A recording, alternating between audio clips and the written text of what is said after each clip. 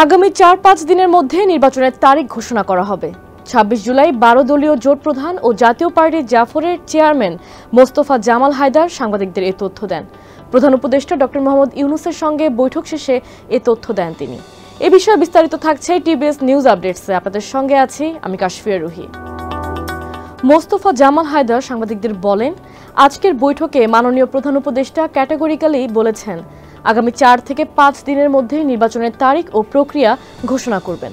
এর চেয়ে আনন্দের কিছু হতে পারে না। এ সময় ন্যাশনাল পিপলস পার্টির চেয়ারম্যান ও জাতীয়তাবাদী সমমনা জোটের সমন্বয়ক ড. ফরিদুজ্জামান ফরহাদ বলেছেন, প্রধান উপদেষ্টা বলেছেন ইনশাআল্লাহ অতি দ্রুত নির্বাচনের তারিখ ঘোষণা করা হবে। আমরা বলেছি আলহামদুলিল্লাহ। একই সময় জমিয়তে উলামায়ে ইসলামের মহাসচিব মাওলানা মঞ্জুরুল ইসলাম আফেন্দি বলেন, উপদেষ্টা আমাদের নিকট নানাবিধ সংকটের কথা বলেছেন, ঐক্যবদ্ধ থাকার কথা বলেছেন। তিনি বলেছেন স্বল্প সময়ের মধ্যে নির্বাচনের দিকে অগ্রসর হতে চান।